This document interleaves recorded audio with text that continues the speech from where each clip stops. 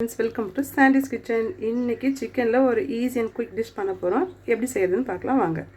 1/2 kg எடுத்துக்கோங்க. இது சின்ன வெங்காயம் 1/4 கிலோ போல் எடுத்துக்கோங்க. அதுக்கடுத்து பச்சை மிளகாய் நான் 7 போல் எடுத்துருக்கேன். பட்டை லவங்கம் இஞ்சி பூண்டு பேஸ்ட்டு அரைச்சி எடுத்துக்கோங்க. அதுக்கடுத்து உப்பு மஞ்சத்தூள் மிளகுத்தூள் கடைசியாக கறிவேப்பிலை கொத்தமல்லி. அதுக்கடுத்து ஒரு பேன் வச்சுக்கோங்க. பேன் ஹீட் ஆனதும் ஆயில் சேர்க்கணும்.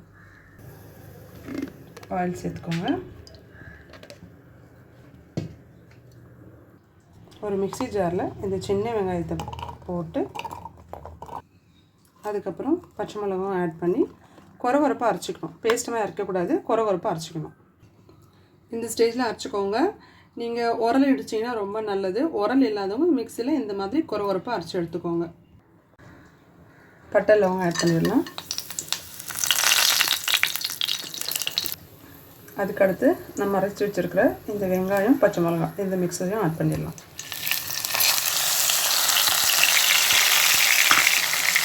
நல்லா பச்சை வாசனை போகிற வரைக்கும் வச்சுக்கோங்க.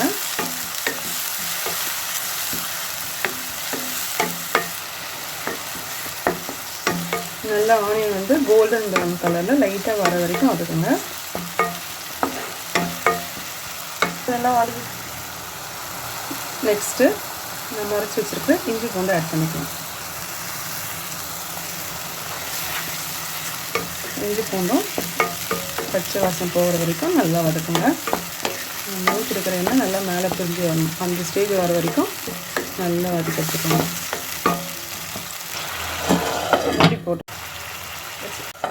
மூடி போட்டு 2 நிமிஷம் அப்படியே விடுங்க. நல்லா ஒரு 2 நிமிஷம் கழிச்சு விடுங்க. பார்த்தீங்கன்னா பச்சை வாசம் நல்லா போகுது.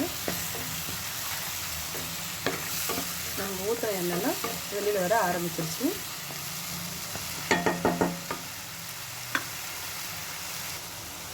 இந்த ஸ்டேஜில் கொஞ்சமாக சால்ட் ஆட் பண்ணிக்கோங்க. நல்லா மிக்ஸ் பண்ணி வச்சுக்கோங்க. பார்த்தீங்கன்னா வெங்காயம் நல்லா வதங்க ஆரம்பிச்சிருச்சு. ஒரு 2 நிமிஷம் வேகட்டும். அதுக்கு அடுத்து மஞ்சள் ஆட் பண்ணிக்கோங்க. மஞ்சள் போட்டு நல்லா மிக்ஸ் பண்ணிக்கோங்க.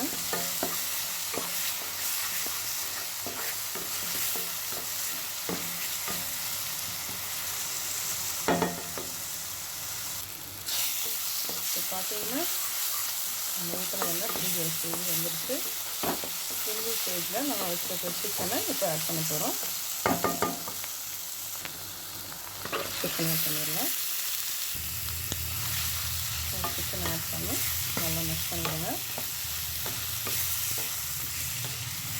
மசாலாவை இந்த சிக்கன் நல்லா மிக்ஸ் ஆகணும்.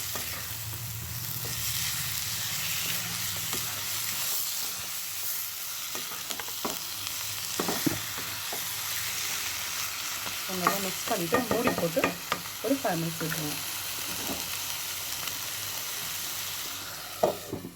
மூடி போட்டு ஒரு 5 மினிட்ஸ் விடுங்க.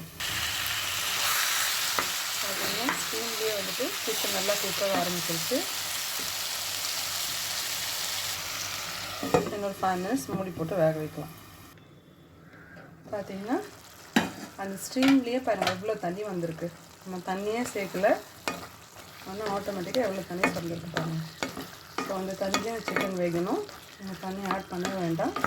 இந்த மசாலாவில் இந்த சிக்கன் நல்லா வெந்துட்டு இன்னும் கொஞ்சம் திக்காக மாறிடும். ஸோ அது வரைக்கும் வெயிட் பண்ணுங்கள்.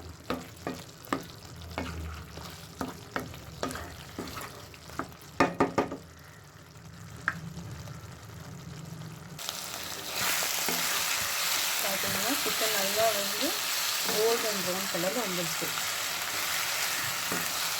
ஸோ இந்த ஸ்டேஜில் நாம் கொஞ்சம் பெப்பர் ஆட் பண்ணணும்.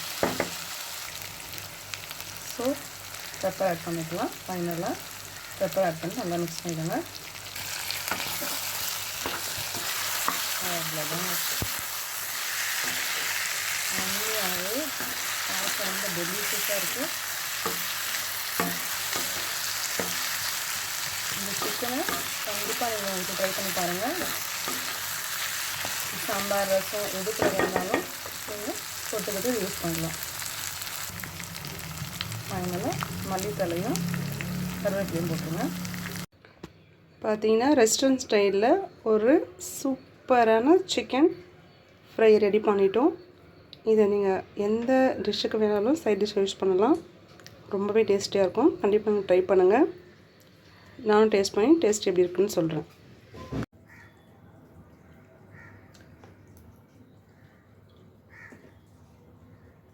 சூப்பராக இருக்கும் ஃப்ரெண்ட்ஸ். உண்மையாகவே ரொம்ப சூப்பராக இருக்குது. நிச்சயம் நீங்கள் ட்ரை பண்ணி பாருங்கள், உங்களுக்கும் பிடிக்கும்.